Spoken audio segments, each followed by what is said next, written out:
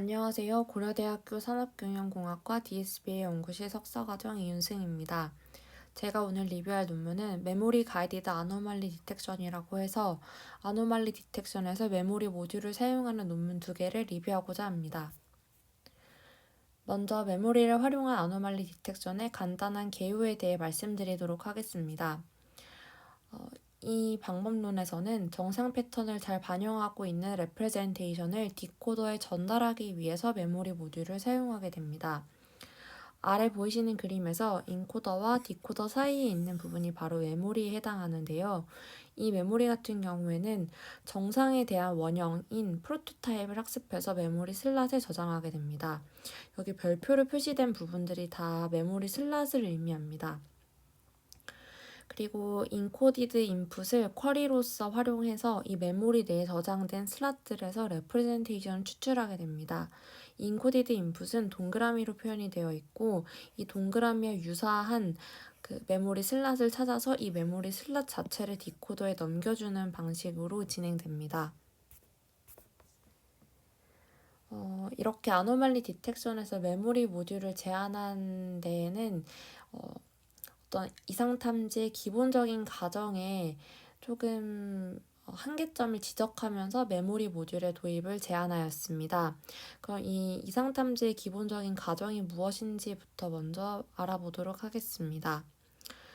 이 아노말리 디텍션에서는 일반적으로 인코더를 활용해서 정상 패턴을 추출하고 이 정상 레프레젠테이션을 디코더로 다시 복원을 하면서 원본과 복원된 데이터 간의 리컨스트럭션 에러를 최소화하는 방식으로 학습이 됩니다.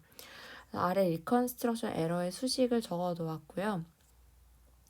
이 그림에서는 현재 엠니스 데이터에서 숫자 5를 정상 클래스로 간주하고 학습한 형태를 보여주고 있습니다. 그래서 이렇게 모델을 학습했을 때 이 리컨스트럭션 에러를 기준으로 이상 탐지를 수행하게 되는데요. 이 정상 인풋을 정상 데이터로 학습한 모델에 넣으면 복원이 잘 이루어질 것이기 때문에 리컨스트럭션 에러가 작을 것이고, 만약에 비정상 인풋을 정상 데이터로 학습한 모델에 넣으면 복원이 잘 안 될 것이므로 리컨스트럭션 에러가 클 것이다 라는 것이 바로 이상 탐지의 기본적인 가정이라고 할 수 있습니다. 그래서 아래 예시에서는 정상 데이터 5로 학습한 모델에 만약에 숫자 9가 들어가게 되면 이건 비정상 데이터이기 때문에 잘 복원이 이루어지지 않는 것을 확인할 수 있습니다. 그런데 이 메모리 모듈을 활용한 이상탐지 논문의 저자들은 이러한 가정이 항상 옳지는 않다라는 점을 지적을 하고 있습니다. 그래서 이런 일반적인 가정과는 달리 오토인코더 모델은 비정상 인풋에 대해서도 어느 정도 잘 복원해낸다는 것을 지적하고 있는데요. 왜 잘 복원해내는지에 대해서 좀 정성적으로 살펴보았더니 만약에 이 정상 데이터의 로컬한 특징들을 잘 조합해서 비정상 데이터를 구성할 수 있는 경우에는 비정상 인풋이어도 복원이 잘 되더라라는 것을 지적을 하고 있습니다. 그래서 아래 그림에서 보시면 현재 앱노멀 데이터가 주어진 경우에 오토인코더가 생각보다 잘 복원해내는 결과를 보여주고 있습니다. 먼저 이 A의 그림을 보시면 숫자 5로 정상적으로 학습한 경우에 비정상 9가 들어왔을 때 오토인코더 모델은 숫자 5가 갖고 있는 어떤 로컬한 특징들을 잘 조합을 해서 9와 비슷한 그런 복원된 아웃풋을 도출하는 것을 확인할 수 있습니다. 그리고 이 그림 B에서도 마찬가지로 숫자 2로만 학습한 어떤 모델이 있을 때 4라는 비정상 인풋이 들어오더라도 어느 정도 비슷한 4와 유사해 보이는 결과를 도출하는 것을 볼 수 있습니다.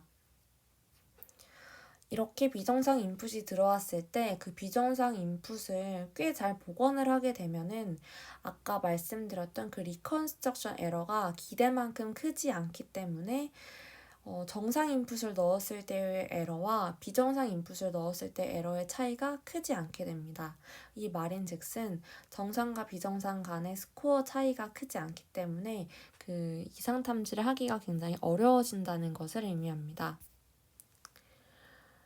그래서 이러한 배경에서 이 메모리 모듈을 활용함으로써 이제 비정상일 때 복원을 좀 더 어렵게 하자라는 이제 아이디어를 제안했는데요. 이걸 구체적으로 메인 아이디어와 연관지어서 설명을 드리자면 오토인코더 내부에 메모리 모듈을 추가해서 인풋 레프레젠테이션과 가장 유사한 정상 메모리를 찾아서 정상 패턴으로 복원되도록 구성하는 것이 바로 이 오늘 소개해드릴 두 논문의 핵심 아이디어라고 할 수 있겠습니다. 사실 이 메모리를 활용한 아이디어는 이 논문에서 처음으로 제안한 것이 아니라 기존의 퀘스천 앤서링과 원샷 러닝 등에서 굉장히 많이 활용되던 네트워크 구조입니다. 이 방법론에 대해서 간단히만 설명을 드리자면 어떤 임베딩된 입력을 메모리 M에 저장을 하고 그리고 쿼리 임베딩 U와 가장 유사한 메모리 MI를 찾는 데 활용을 하게 됩니다.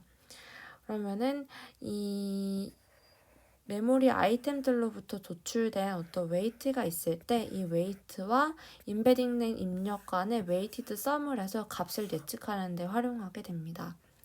그래서 여기에서 현재 메모리 모듈에 해당하는 부분은 빨간색 박스를 친 부분이 메모리 모듈에 활용이 되고 이후에 이상탐지에서 적용될 메모리 모듈도 지금 보시는 이 전체적인 개념과 크게 다르지 않습니다. 조금 더 이 내용에 대해 자세히 알고 싶으시다면 여기 상단에 있는 허재혁 석사과정의 논문 리뷰 영상을 참고하시면 좋을 것 같습니다. 그래서 제가 오늘 소개할 논문은 이렇게 두 가지인데요. 먼저 첫 번째는 2019년 ICCB에서 발표되었던 Memorizing Normality to Detect Anomaly라는 논문입니다. 그리고 두 번째 논문은 2020년 CBPR에 억셉된 Learning Memory Guided Normality for Anomaly Detection입니다.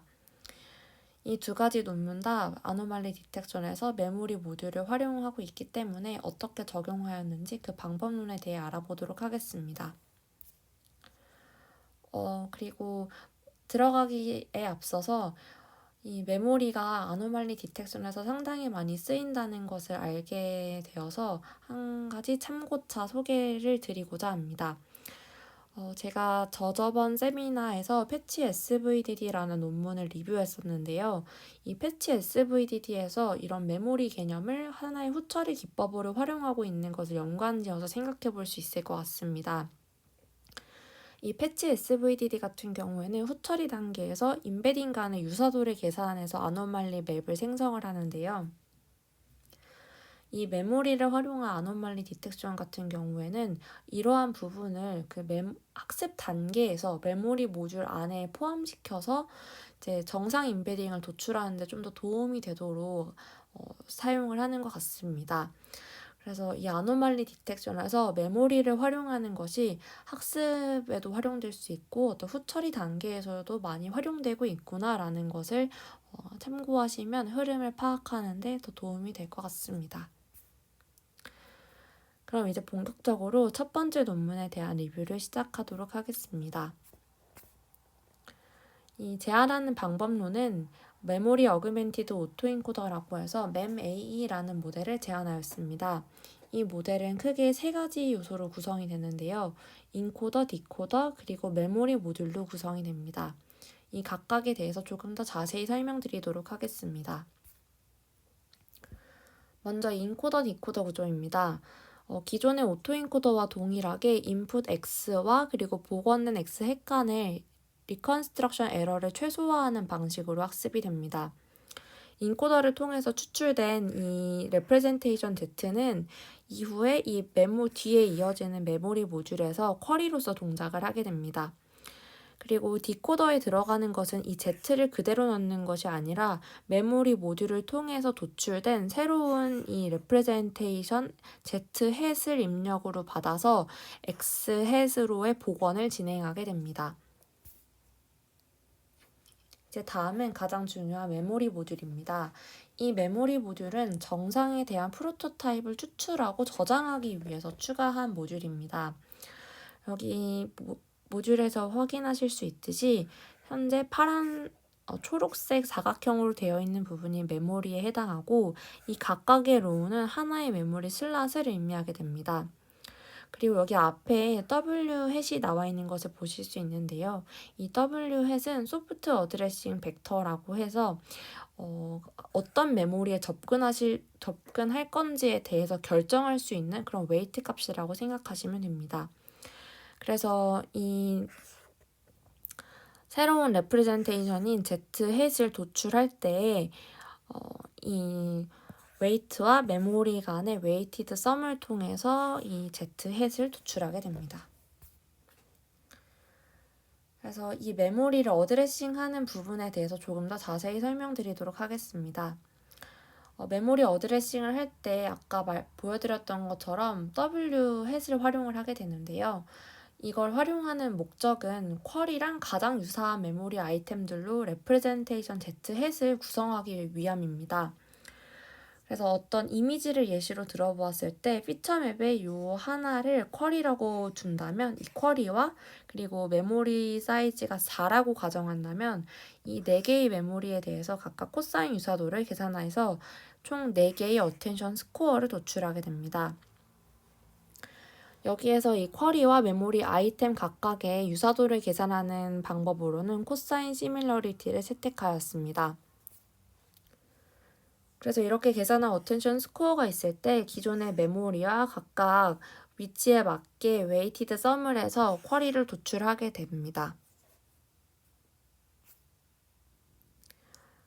그런데 이렇게 어드레싱을 할 때에 좀 더 스파스하게 어드레싱을 하기 위해서 좀 슈링키지 하는 과정을 거치게 되는데요. 이렇게 하는 이유는 이 레프레젠테이션을 구성을 할 때 쿼리랑 조금 더 관련된 아이템들만 활용하기 위해서 메모리 개수를 제한하는 것입니다. 이렇게 설정을 한 이유는 기존의 그 아노말리 디텍션의 기본적인 가정이 좀 문제가 있다라고 지적을 하면서 정상 메모리 아이템을 여러 개 사용하면 그 비정상 데이터와 겹치는 특성이 있을 경우에 그거를 잘 조합해서 다시 비정상 인풋을 복원해낼 우려가 있기 때문에 정상 메모리 아이템의 개수를 좀 더 억제하고자 이러한 기법을 적용을 하였습니다. 그래서 여기서 사용한 것을 이제 렐루 펑션을 활용해서 이 하드 슈링키지의 목적을 달성하고자 하였고, 구체적으로 이 W 햇에 대한 수식을 보자면 어떤 람다 값보다 작을 경우에는 웨이트를 0으로 만들어주고 람다 값보다 큰 경우에는 조금 더 그 웨이트를 증폭시켜주는 그런 목적을 갖고 수식을 구성한 것을 확인할 수 있습니다. 그래서 최종적으로 Z 햇은 이 W 햇과 메모리 간의 웨이티드 썸이다 라고 정리를 할 수 있겠습니다. 학습 과정에서 사용하는 로스 펑션은 두 가지가 있는데요. 먼저 첫 번째는 리컨스트럭션 에러입니다. 인풋과 복원 인풋 간의 차이를 최소화하는 과정이고 이걸 통해서 인코더와 디코더가 정상 패턴을 학습하게 됩니다. 그리고 또 두 번째 로스 턴 같은 경우에는 이 메모리 어드레싱 웨이트의 엔트로피를 줄이는 식입니다. 이 엔트로피를 줄이는 텀을 추가한 이유는 아까 말씀드렸던 것처럼 이 웨이트의 스파시티를 좀 더 주기 위해서 추가한 로스 텀입니다. 그래서 최종적으로 파이널 로스는 리컨스트럭션 에러와 엔트로피를 더한 것을 최종 로스로 채택하게 되었습니다. 그리고 이 메모리 어그멘티드 오토인코더의 성능을 검증하기 위해서는 세 가지 종류의 데이터를 활용했는데요. 이미지와 비디오 그리고 정형 데이터를 활용했습니다. 먼저 이미지 데이터에 대한 결과입니다. 여기에서 사용한 데이터셋은 엠리스트와 cpattern이고 여기 n은 메모리의 개수를 의미합니다. 엠리스트에서는 100개, cpattern에서는 500개를 사용하였습니다. 표 1을 보시면 이 AE 같은 경우에는 기본적인 오토인코더를 의미하고 MEA의 non-SPA 같은 경우에는 메모리 모듈을 활용한 오토인코더이지만 어떤 웨이트의 스파시티를 고려하지 않은 경우이고 MEA는 논문에서 제안하는 모든 구성 요소를 활용한 경우를 말합니다. 그래서 이 표를 살펴보았을 때 모든 구성 요소를 활용했을 때 엠니스트와 시파10 이 두 가지에서 다 성능이 향상되는 것을 확인하실 수 있습니다. 그리고 그림 1 같은 경우에는 이 각각의 메모리 아이템이 저장하고 있는 그 내용을 시각화를 한번 해본 것인데요. 여기에서 예시로 보여주고 있는 것은 숫자 9로 학습한 메모리 아이템에 대한 시각화입니다. 이 각각의 메모리 아이템을 서로 다른 메모리 아이템을 시각화해 보았더니 같은 구지만 서로 다른 프로토타입을 표현하고 있음을 확인할 수 있었습니다. 그리고 그림 2 같은 경우에는 그 백그라운드 부분에서 잠시 보여드렸던 부분이기도 한데요. 어떤 5라는 정상 데이터를 학습한 모델에 9라는 비정상 인풋이 들어갔을 때 메모리 A 같은 경우에는 정상 메모리 아이템을 조합으로 복원을 해냈기 때문에 리컨스트럭션 에러가 커지는 것을 보실 수 있고, 그리고 이 오토엔코더 같은 경우에는 기존의 정상의 피처들을 잘 조합해서 만들었기 때문에 리컨스트럭션 에러가 기대만큼 크지 않은 것을 확인할 수 있습니다. 그리고 이 B에 대한 예시도 마찬가지로 이 메모리 어그멘티드 오토엔코더를 활용했을 때 리컨스트럭션 에러가 더 커지는 것을 확인하실 수 있습니다. 이제 두 번째는 비디오 데이터셋에 대해서 이상 탐지를 수행해 보았습니다. 여기서 활용한 데이터셋은 총 3가지이고 여기서는 메모리 개수를 2000개로 지정하였습니다. 여기에서는 이제 16개의 프레임을 하나의 인풋으로 구성을 했기 때문에 인코더, 디코더를 구성할 때는 컨브3D로 이제 오토인코더의 레이어를 구성해서 비디오의 시간과 공간적인 정보를 반영하고자 하였습니다. 표 2를 보시면 여기서도 마찬가지로 이 MEA에서 3가지 데이터셋 모두에서 성능이 가장 우수함을 확인할 수 있었습니다. 그리고 그림 3에서는 이제 정량적으로 결과를 보여주고 있는데요. 먼저 이 가장 좌측에 있는 프레임 같은 경우에는 하나의 프레임 안에 빨간색으로 표시되어 있는 이 부분이 바로 이상 행동을 의미합니다. 그래서 오토인코더 같은 경우에는 그 빨간색 박스 안에 있는 부분에서 리컨스트럭션 에러가 좀 다소 크지 않은 것을 볼 수 있는데, 이 메모리 오토인코더 같은 경우에는 그 바운딩 박스 내에서 이상 행동에 대해서 리컨스트럭션 에러를 기존의 오토인코더보다 훨씬 더 크게 잡아내는 것을 확인할 수 있습니다. 그리고 이제 마지막으로는 KDD 컵에 대해서도 실험을 진행을 해보았는데요. 여기에서는 메모리 개수를 50개로 지정하였습니다.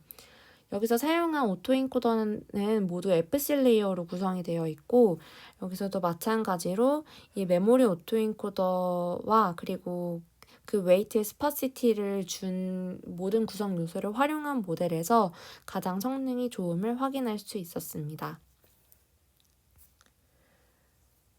그래서 여기까지가 이제 첫 번째 논문에 대한 리뷰였고, 이어서 두 번째 논문에 대한 리뷰를 진행하도록 하겠습니다. 이 두 번째 논문의 메인 아이디어 같은 경우에는 기존에 아까 첫 번째 논문에서 소개드렸던 이 메모리 어그멘티드 오토엔코더 같은 경우에는 그 안에 있는 메모리 모듈은 정상 데이터를 한 개, 싱글 프로토티피컬 피처로 임베딩하지만 이 두 번째 논문에서는 정상 데이터는 멀티플 프로토티피컬 피처로 표현됨을 이제 주장을 하고 있습니다. 아래 그림에서 보이시는 것처럼 이 피처들은 모두 다 정상을 표현하고 있지만 이 각각 서로 다른 그룹으로 표현될 수 있다라는 것을 보여주고 있는 것인데요. 이러한 특징을 반영하기 위해서 피처 컴팩트니스 로스와 그리고 세퍼레이니스 로스 이렇게 두 가지를 추가적으로 활용을 하게 됩니다. 그래서 이 새로운 로스를 추가해서 각 메모리 아이템별로 서로 오버랩 되지 않는 그런 서로 각각의 디스크리미네이티브한 특성을 포함시켜서 좀 더 적은 메모리를 사용할 수 있도록 구성하였습니다. 그래서 아까 그 비디오 데이터셋에 대해서 MEMA 같은 경우에는 2000개의 메모리를 활용을 하였는데요. 이 두 번째 논문에서는 메모리 아이템을 10개만 사용을 하게 됩니다. 그리고 이 첫 번째 논문과의 차이점을 좀 더 말씀드리자면 이 논문에서는 이제 테스트 타임에서 정상과 비정상을 구분해서 정상일 경우에는 테스트 타임이더라도 그 정상 패턴을 계속 학습할 수 있도록 구성을 하였습니다. 그리고 또 두 번째는 그 쿼리 임베딩과 그리고 도출한 메모리 아이템을 채널 와이즈로 컨캣해서 디코더의 입력으로 활용하게 됩니다. 아까 이전에 맴A 같은 경우에는 쿼리 임베딩은 활용을 하지 않고 그 연산을 해서 도출한 메모리 아이템을 주로 활용을 하였는데요. 여기에서는 이 두 가지를 컨캣해서 활용을 하게 됩니다. 그리고 마지막으로 아노말리 스코어링을 하는 경우에도 이전에는 리컨스트럭션 에러만 활용을 했다면 이 두 번째 논문에서는 쿼리와 그리고 가장 가까운 메모리 아이템 간의 거리, 그리고 이미지 품질을 평가하는 데 활용하는 피크 시그널 투 노이즈 레이시오라는 이러한 두 가지 매트릭을 활용해서 아노말리 스코어를 계산을 하게 됩니다. 그래서 두 번째 논문에서 제안하는 방법론에 대해서 좀 더 자세히 알아보도록 하겠습니다. 여기서도 마찬가지로 인코더 디코더가 기본적으로 구성이 되는데요. 이 노테이션에 대해서 조금 더 설명드리도록 하겠습니다. 여기 보이시는 IT는 인풋 비디오 프레임을 의미하고 이 T 시점에서의 프레임을 의미하게 됩니다. 그리고 QT 같은 경우에는 이 인풋 IT에 대응되는 인코디드 인풋 임베딩이라고 할 수 있겠고, 이 그림에서는 현재 제가 표시하고 있는 이 부분에 해당합니다. 그래서 이거는 이제 이후에 쿼리로서 역할을 수행을 하게 되고, 그리고 QT의 K 같은 경우에는 이 QT 내에 K번째 쿼리를 의미하게 됩니다.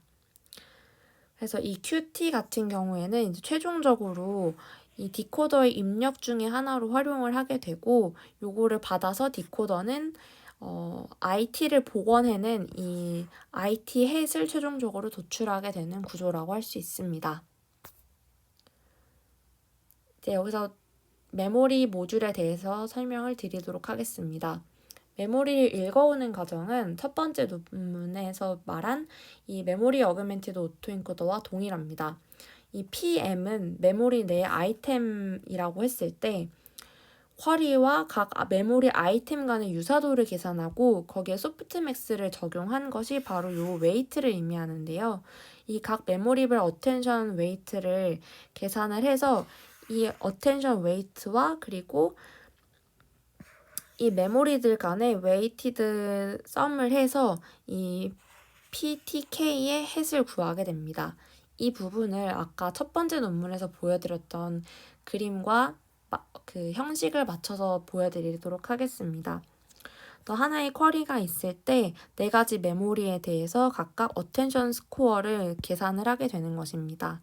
이때 소프트맥스는 이렇게 호리존털한 섹션으로 해서 소프트맥스를 도출하게 됩니다.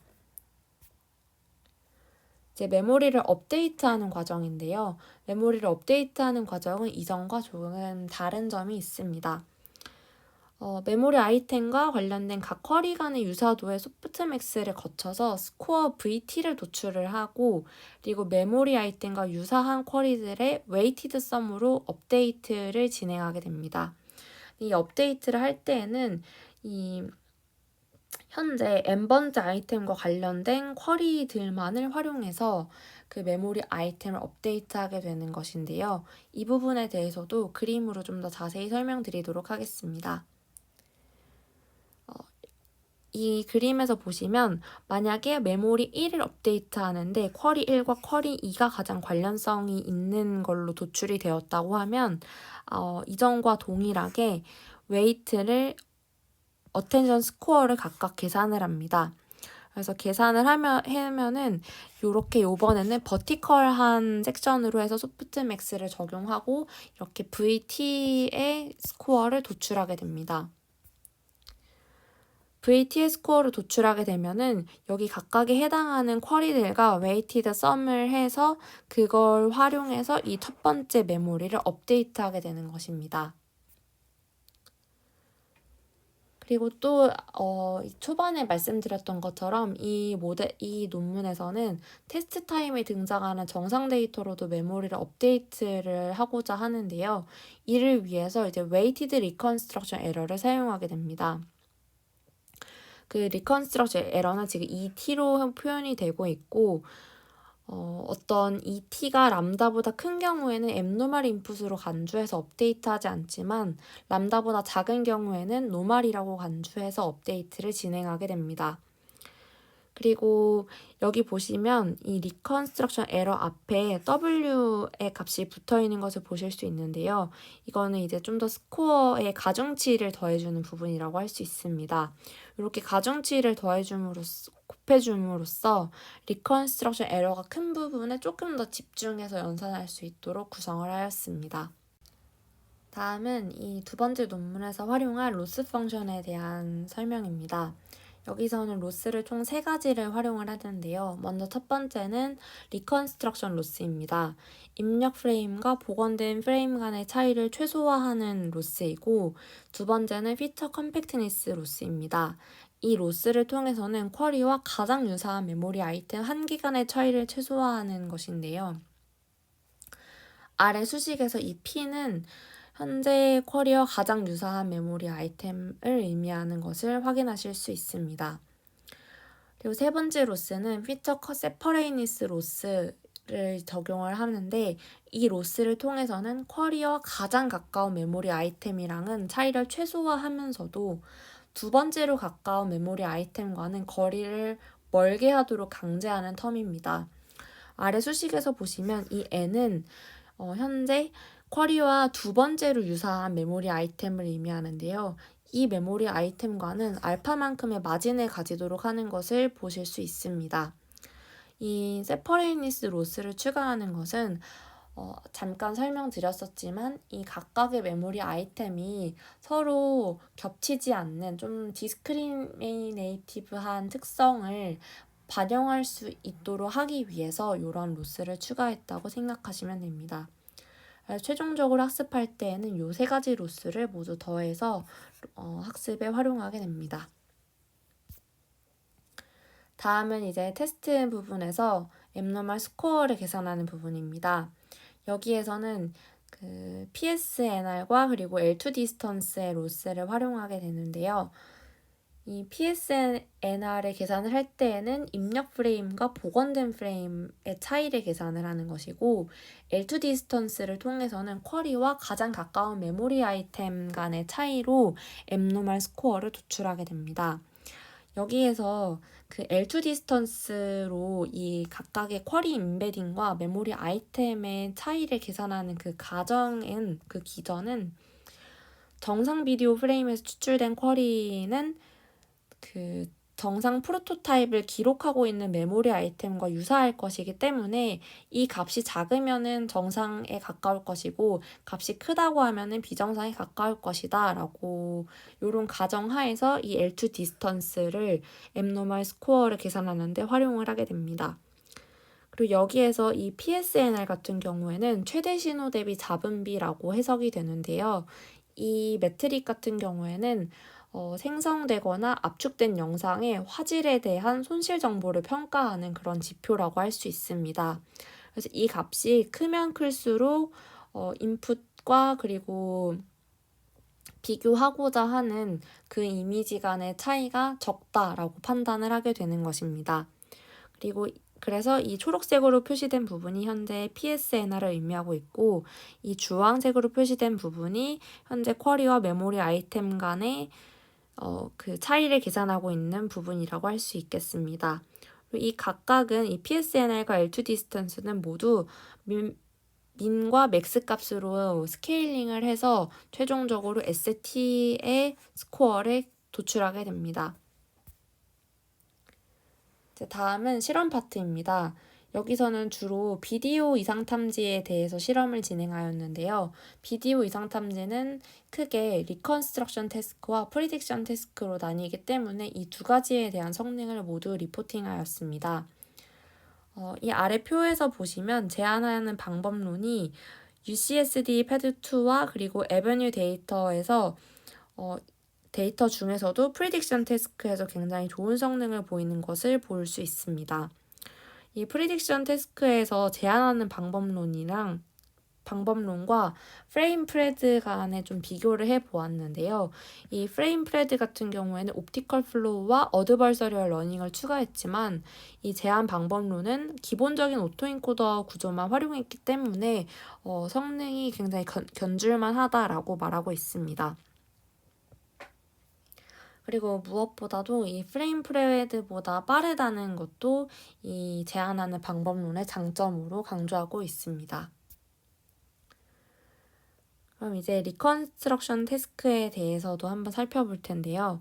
이 리컨스트럭션 태스크에서 보면 이 첫 번째 논문에서 발표했던 메모리 오토인코더보다 AORC 성능은 낮지만 속도와 메모리 효율 측면에서 더 나음을 강조하고 있습니다.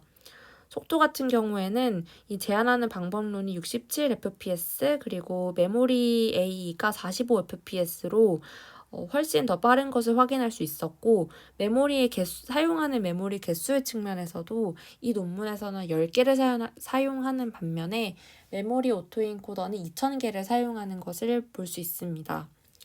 그리고 이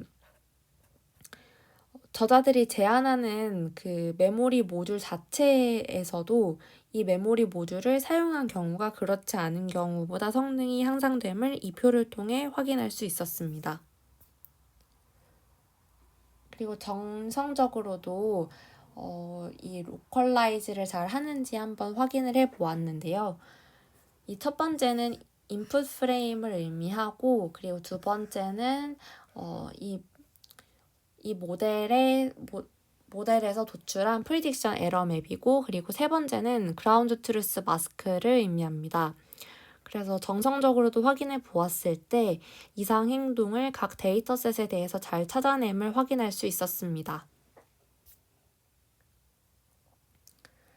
이제 마지막으로 어블레이션 스터디입니다. 이 논문에서 여러 가지 구성 요소를 제안했기 때문에 이 각각의 요소를 포함 여부에 따라서 성능이 어떻게 달라지는지 어블레이션 스터디를 통해서 제공하였습니다. 여기서 베이스라인으로 삼고 있는 것은 현재 빨간색 네모 박스로 친 부분인데요. 기본 오토인코더 구조를 리컨스트럭션 로스로 학습하고 그리고 PSNR로 평가한 것을 베이스라인으로 잡았습니다. 먼저 제한하는 로스 펑션에 대해서 검증을 해보았는데요. 여기서 살펴보면 좋을 부분은 이 이 세퍼레이니스 로스 없이 컴팩트니스 로스만 사용해서 학습할 때 성능이 오히려 하락했다는 부분입니다. 저자들은 이 부분을 이제 컴팩트니스 로스만 사용을 했을 때에는 하나의 싱글 프로토티피컬 피처로 임베딩을 하기 때문에 그 메모리 아이템들이 디스크리미네이티브 하지 않아서 그래서 성능이 하락했을 것이다 라고 이제 밝히고 있습니다. 세퍼레이니스 로스를 추가해서 같은 정상이더라도 서로 다른 그 특성을 반영할 수 있도록 메모리 아이템을 학습하게 된다면 그 비정상 인풋을 잘 복원해내지 못하기 때문에 성능이 향상한다라고 이 어블레이션 스터디를 통해서 밝히고 있습니다. 그리고 추가적으로 이제 테스트하는 중간에 메모리를 업데이트하는 경우에 성능이 향상되는 것을 확인할 수 있었고 그리고 이 스코어링 펑션에서 메모리 아이템과 쿼리 간의 차이 그리고 PSNR 이렇게 두 가지 모두 사용했을 때 성능이 향상되는 것도 확인할 수 있었습니다. 그리고 추가적으로 이 메모리 아이템에 대해서도 살펴보았는데요. 아까 말씀드렸던 이 세퍼레이니스 로스를 사용한 경우와 사용하지 않은 경우에 메모리 아이템이 어떻게 달라지느냐에 대해서 시각적으로 표현을 해 보았습니다. 그래서 좌측이 이제 이 세퍼레이니스 로스를 사용한 경우고 우측은 이 로스를 사용하지 않은 경우의 메모리 아이템입니다. 참고로 이 컬러 맵에서 파란색은 값이 작다는 것을 의미하고 노란색은 값이 높음을 의미합니다. 그래서 각 쿼리 내 메모리 아이템 10개를 뽑아서 보았더니 이 로스를 사용한 경우에는 쿼리와 그리고 아이템 간의 디스크리미네이티브한 피처가 메모리에 저장된 것을 확인할 수 있습니다. 서로 좀 다른 각각의 메모리 아이템이 서로 다른 양상을 보이는 것을 확인할 수 있었는데요. 이 사용한 경우와 비교를 해보자면 이 로스를 사용하지 않은 경우에는 좀 이 메모리 아이템 간의 리던던트한 부분이 좀 많은 것을 볼 수 있었습니다. 그래서 메모리 아이템이 스파스하고 디스크리미네이티브 하다면 비정상 데이터는 메모리 아이템의 조합으로 복원해내기 어려울 것이다 라는 저자들의 주장을 이 그림을 통해서 좀 더 잘 보여주고 있는 것 같습니다. 그리고 다음으로는 이 로스를 사용했을 때와 사용하지 않았을 때 그 쿼리 피처를 TSNE로 시각화를 해보았는데요. 이 로스를 사용하지 않았을 때에는 이 쿼리 피처가 서로 굉장히 응집해서 비슷한 임베딩 스페이스 상에 매핑되는 것을 확인할 수 있는데요. 반대로 이 세퍼레이니스 로스를 사용한 경우에는 이 쿼리가 정상에 대한 멀티 프로토타입을 학습했다라는 것을 이제 시각적으로도 확인할 수 있었습니다. 그래서 제가 오늘 소개드린 이 두 가지 논문에 대해서 좀 간략하게 요약을 해보도록 하겠습니다. 먼저 첫 번째로 메모리 모듈을 아노말리 디텍션에 적용하게 된 배경은 이제 일반적인 이상 탐지 가정과는 달리 그 CNN의 오토인코더 기반의 모델은 비정상 인풋에 대해서도 어느 정도 잘 복원을 해내기 때문에 이런 한계점을 보완하고자 메모리 모듈을 포함한 인코더 디코더 구조의 모델을 제안했습니다. 첫 번째 논문 같은 경우에는 스파시티 어드리싱을 통한 메모리 모듈 기반의 오토인코더와 그리고 리컨스트럭션 에러를 통해서 이상 탐지를 하는 것을 제안하였고, 이 두 번째 논문의 경우에는 정상인 다양한 패턴을 임베딩하기 위해서 로스 2개를 추가했다는 점, 그리고 테스트 타임에서도 정상 패턴을 계속 학습할 수 있도록 구성한 것에서 차이가 있고, 또 이 앱노멀 스코어를 스코어링하는 측면에서도 PSNR과 그리고 피처단에서의 차이점을 반영했다는 점에서 차이점으로 꼽을 수 있을 것 같습니다. 네, 발표는 여기서 마치도록 하겠습니다. 감사합니다.